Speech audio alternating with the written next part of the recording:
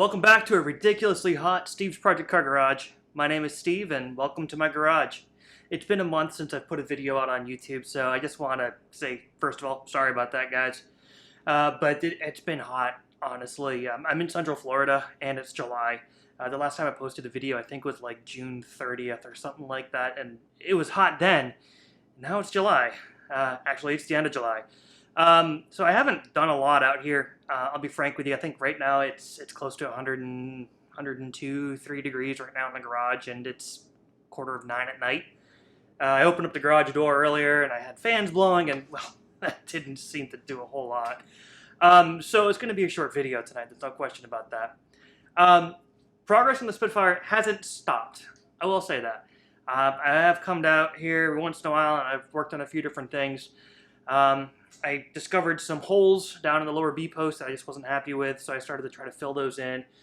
Those little holes went from the size of a pencil eraser to the size of a dime, and that ended up leading to more cutting and filling in and putting in new metal, and I'm still not 100% happy with it, but it's better. I gotta keep working on it though. Some of the other things that happened is in the last video, as you guys saw, I went ahead and I finished the lower B post and I attached the heel board crossmember.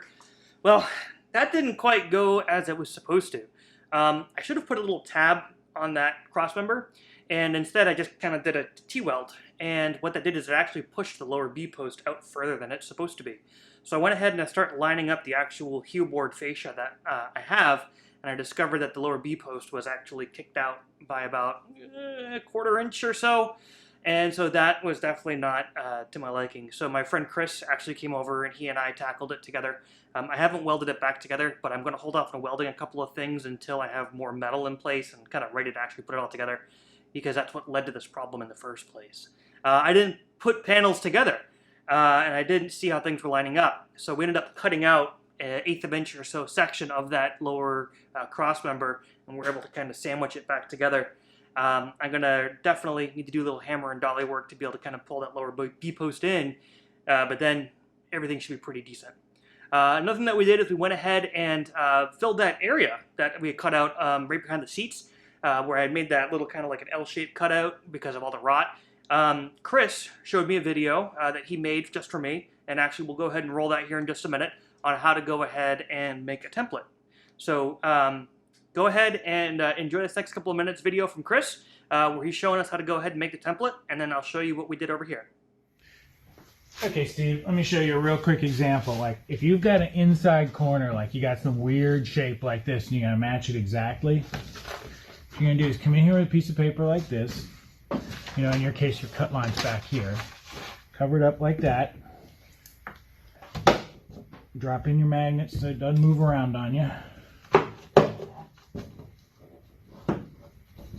Okay, now you've got your angle. I like to go in here with like the tail end of my scissors, and I just kind of force this guy down here into the whole edge. Try to get it spread out. If it starts to get, like in this case, it's getting a little bit pulled, I might cut it a little bit. Pull back from the edge. If you're going to get tearing, you've got to kind of cut back. Otherwise, you're on any inside edge like that, it's going to start tearing on you, obviously, because it's a flange. So when you get in there, you'll be able to cut down pretty close to it. Remember, this is just your template. So see, that's gotten me most of the way around the corner. Straight edges like that, just drop right in. I've already lost my Sharpie. I might use the, like I said, the handle on my scissors are nice and sharp. So I'll get a score line in there, and I can ensure it with the pen, just so I can make sure I see it later when I pull it out.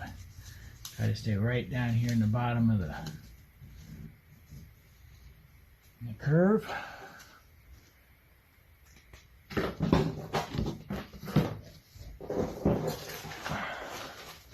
And that's my template. Now I know when I cut it, I gotta cut it back here. And then if I'm gonna make another flange going down, I'll have to go that way and cut the corner off so it can go down and around the corner.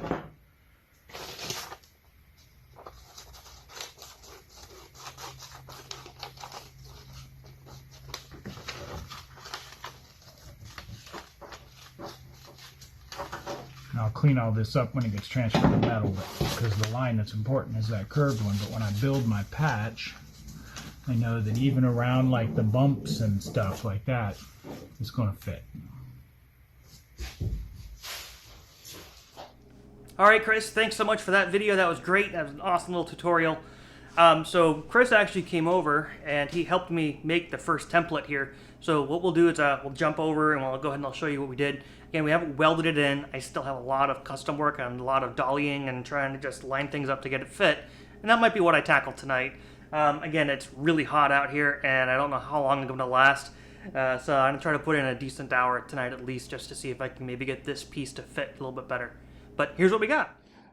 All right, welcome to an all too familiar section of the car, everybody. So before I actually start diving in and showing you what Chris and I made, I'm going to show you what I was talking about here. So right now I've got the heel boards kind of held in place with the vice grip there, but you'll see here that there's a decent little gap. And so what we're trying to do is that gap was caused by the crossmember. So now that I cut the crossmember out, I'll be able to squeeze that all in and we'll be able to get that all closed up, which is great. But on to this. So using the techniques that Chris showed us in that little video, we went ahead and made this panel. I know it's not pretty, but man, it does fit really well. I mean, if you take a look here, you'll see where this just fits right in here, and it fits very nicely. And I got some work to do over here still. But these tabs are going to be here to try to help give it some strength, because when it was originally welded in, it was welded in from the bottom side, but you can't access it with this crossmember being installed. So because of that, we're going to try to do a little bit of extra work to give us a couple of spots to weld it up here. And then on the bottom side, you can't see it right now, there's a lip that goes along here, and that lip, or that flange, is going to give us the ability to weld the panel up onto the wheel well. So that's kind of where we're at. Tonight I think we're going to pull this out and just clean it up and make it look a little bit better and get it ready to be welded into place. So let's get cracking. All right.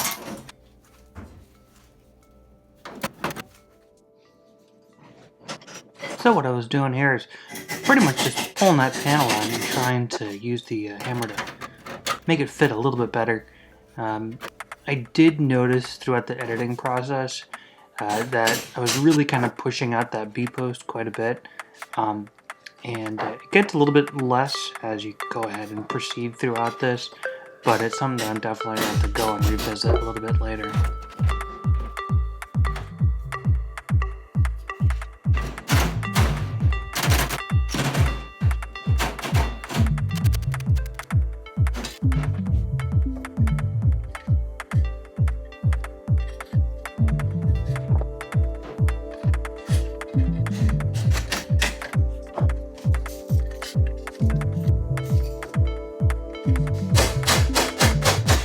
These tabs that I'm working here were flanges that we ended up making.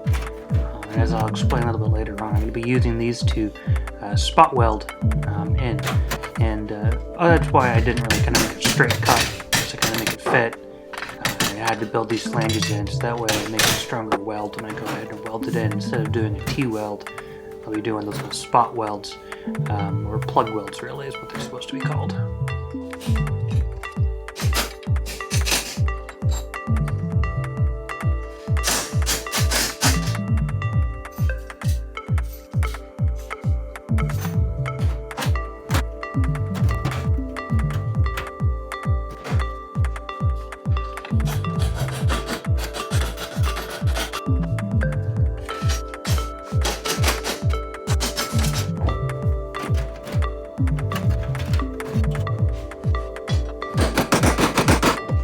Now I know that this isn't the ideal way to go ahead and make a replacement panel, and that it probably looks pretty crude, so go easy on me in the comment section, but this is my first time ever making any kind of patch panel, so fingers crossed this will be the worst of all of them.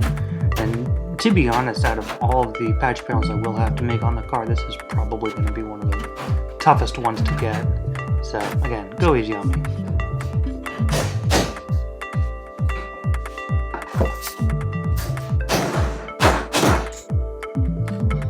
What I'm trying to do here is rework that piece.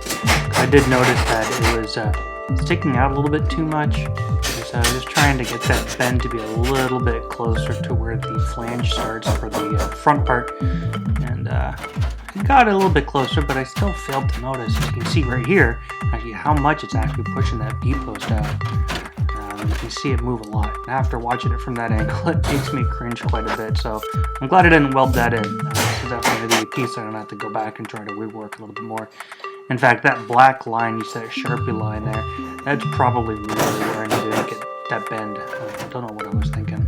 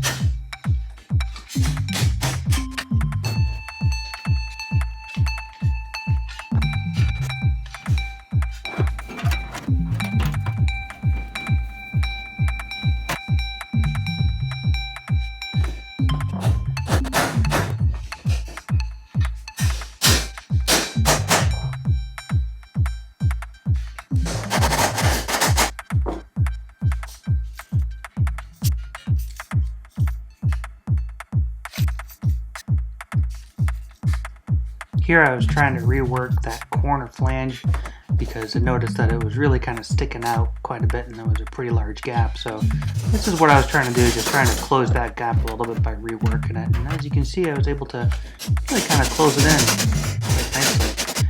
I'm just curious to see what kind of effect that has in the pushing of the B-post there. It's not pushing out a whole lot, but it's still more than uncomfortable.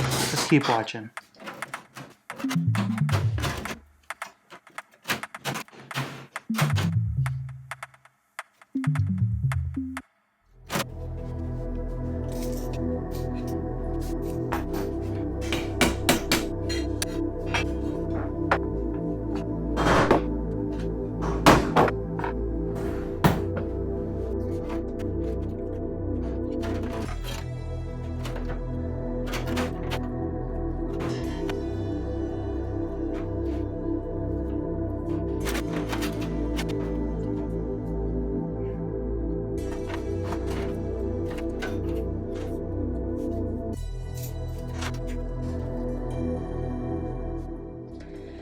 Alright, so we did get this piece with a lot of hammering and dolly to fit quite a bit better.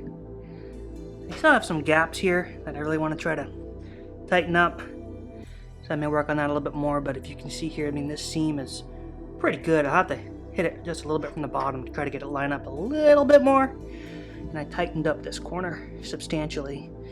There was a lot of gaps here, so this is all pretty decent. And then when I come in and I weld all this in, what I'll do is I'll drill little holes through here, and then I'll make just spot welds, and then I'll end up using some seam sealer just to kind of close up spots like that, of course, and then gaps like this, seam sealer to the rescue. I'm gonna have to come in here and cut that section out. That one, fingers crossed, and I know I've said this before, shouldn't be as bad. We'll see though. And then I gotta rinse, wash, repeat. Do it again over here. This side again is going to be pretty much the exact same thing that we did over here. Difference is I'm going to try to make the template before I cut this out. I have a couple of other spots you can see right underneath that Lowe's pencil that's really kind of rotted out, and then some stuff up in here. There's these drain plugs that, I don't know, I kept it on this side, but I may keep it over here, I don't know. Then I got this section here where I've got holes developing where the body mounts, and then seam over here. So I gotta try to figure out what I'm gonna do next with those two. But Not bad. I'll take it. All right, well, there you have it. I spent probably about 45 minutes or so out here in the garage. I think I got like 30 minutes of film in the can, and everything is soaked, including myself. Everywhere I look, there's just beads of sweat. As you can see, it's just dripping off of me. It's uncomfortable out here. Talking with my wife, I think some of the things I may end up start doing is, instead of on the weekends coming out here in the evening, is I may try to sneak out in the morning. If I come out here in the mornings, typically in the mornings it's about 75 to 80 degrees out. It's been cooler over the evening, so the garage is going to be a lot cooler. So I may try to start doing a couple of things in the mornings instead of late at night like I have been, just because the garage might be cooler. So that's really it. I gotta give a big thanks to everybody that's been following along. You guys have been great. In the last month since I haven't put a video out, I have gained a bunch of followers, subscribers, folks on my Instagram, folks on my Facebook. I even have a TikTok now. Got to do some stuff on that though. It's gonna be kind of fun. You can find me though, Steve's Project Car Garage, at all those different locations. But you guys have been following along, and I appreciate it. So everybody that's new to the channel, welcome. It's been a blast. Someday we'll get this thing going and pick up some warp speed, but I'll be completely honest with you. Unless I start getting out here in the mornings, that someday is probably not going to be until probably October or November, when it really starts to kind of cool down a little bit here in Florida. So without that, nothing else I can do. You know, it's just uncomfortable out here. And I've thought about insulating the garage doors and then putting in like an AC unit and all that, and I still may do that, but right now that's not necessarily in the cards, because I have, well, $1,500 in sheet metal that I got to try to install. So priorities, right? Anyways, thanks so much for tuning in. I hope you guys all have a great one, and I'm going to try my best to make it another couple of weeks, maybe 1 or 2 weeks before I put another video out, and I'm going to try my best to not make it another month. So thanks so much. Cheers.